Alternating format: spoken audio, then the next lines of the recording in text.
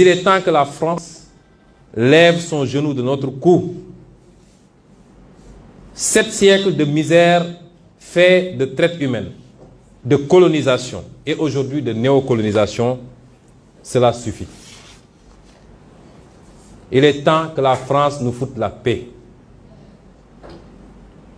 Il est temps que la France prenne exemple sur ses voisins européens.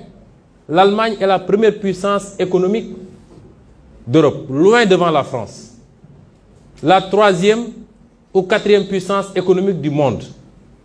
L'Allemagne n'exploite aucun pays, aucune colonie. Je peux citer l'Italie, je peux citer l'Espagne, qui avait des colonies avant, mais qui n'exploitent personne, qui ne font pas ingérence, qui n'imposent pas des dirigeants dans leur ancienne colonie. Au nom de quoi la France croit pouvoir continuer à nous imposer des dirigeants, à faire des choix à notre place. Cela doit cesser et l'Afrique nouvelle, la jeunesse africaine, les élites africaines, la diaspora africaine dit non, ça ne peut pas continuer. L'hypocrisie de cette France se vit et s'exprime tous les jours. Prenons exemple du cas du Mali et du Tchad. Au Tchad, où le processus constitutionnel a été interrompu, la France a applaudi et son président est allé consacrer le nouveau roi.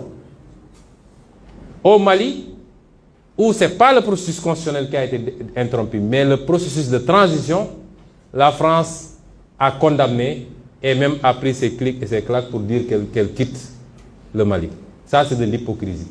C'est le 2 poids, 2 mesures. C'est le double langage que la France tient en Afrique. Quand on a interrogé M. Jean-Yves Le Drian sur la situation en Côte d'Ivoire, pourquoi la France a laissé faire un 3e mandat, il a dit simplement pourquoi il l'a accepté pour Ouattara et pourquoi elle le refuse pour la Biélorussie. Puisque la France a condamné en Biélorussie, a même poussé l'Union européenne à condamner. M. Le Drian répond en disant que c'est parce qu'en Biélorussie, il y a eu des millions de personnes qui sont sorties dans les rues et que ce n'était pas le cas en Côte d'Ivoire. Voilà comment la France traite les questions africaines. Personnellement, nous n'attendons absolument rien de la France. Nous voulons qu'elle cesse de s'ingérer dans nos affaires. Que le peuple sénégalais puisse avoir le droit de choisir librement. Et non pas parce que la France a choisi un candidat, avec les méthodes qu'on connaît. On commence par cibler les gens, on les décore dans des légions d'honneur ou dans je ne sais quel autre grade, chevalier de je ne sais quoi. On les inscrit dans des loges maçonniques et on leur dit préparez-vous, ce sera vous après. Même l'hypothèse où Macky Sall ne pourrait pas passer, nous savons qui est en train d'être préparé par la France. Cela doit cesser, ça ne se passera plus comme ça. Que l'on soit bien clair, nous n'avons rien contre le peuple français. Et en France même, des voix politiques et citoyennes se lèvent pour tenir le même discours que celui que je suis en train de vous tenir. Nous sommes ouverts à travailler avec tout le monde, dans le sens d'une collaboration gagnant-gagnant. Nous avons besoin de gens qui investissent en respectant les lois de ce pays, réaménagées d'ailleurs. Nous avons besoin des gens qui transfèrent de la technologie.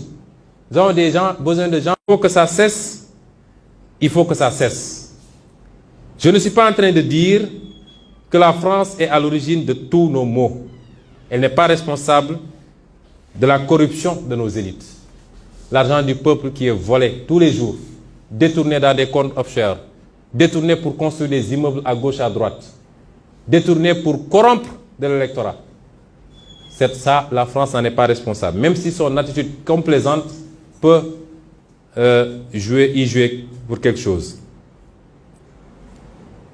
La France n'est pas responsable du clientélisme, des détournements de deniers publics, de l'incompétence de nos leaders, incapables d'identifier les priorités. Elle n'est pas responsable forcément du bradage de nos ressources, même si elle en bénéficie très largement.